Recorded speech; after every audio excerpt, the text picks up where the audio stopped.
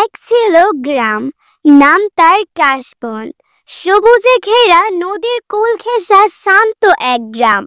এই গ্রামের সবচেয়ে বিশেষ দিন ছিল মহরমের 10ম আশুরা।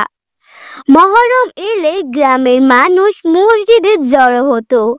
সবার প্রিয় বৃদ্ধ আলেম মাওলানা হাফেজ সাহেব আশুরার ইতিহাস শোনাতেন। এবার তিনি বললেন, আজ আমি শুধু ইতিহাস নয়, বলবো একটি পরীক্ষার কথা।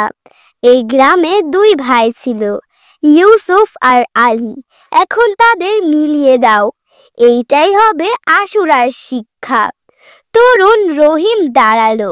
সে বলল, আমি চেষ্টা করব হুজুর, আল্লাহ সাহায্য করবেন ইনশাআল্লাহ।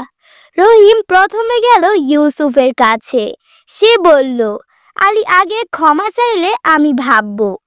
পরে রহিম গেল আলীর কাছে। সে বলল, ইউসুফ আগে ক্ষমা চাইলে আমি ক্ষমা করব। রহিম বলল, আশুরা আমাদের শেখায় সত্য ও শান্তির জন্য জীবন দিতে। হযরত হুসাইন রাদিয়াল্লাহু তাআলা অহংকার নয়, ত্যাগ শিখিয়েছেন আমাদের।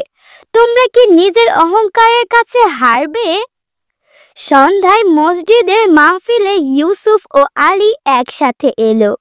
সবার সামনে জড়িয়ে ধরলো একে অপরকে, ক্ষমা চাইলো একে অপরের কাছে।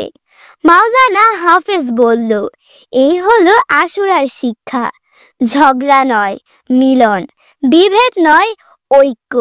সেই রাতে কাশবনের আকাশে আশুরার চাঁদ যেন আরো উজ্জ্বল ছিল। সবাই মিলে দোয়া করলো, হে আল্লাহ, আমাদের হৃদয় যেন বিভেদ মুক্ত থাকে চিরকাল। বন্ধুরা, এই গল্পটি যদি আপনাদের কাছে ভালো লেগে থাকে তাহলে লাইক, কমেন্ট, শেয়ার করুন এবং আমাদের চ্যানেল কুমড়ো ফুলের সাথেই থাকুন।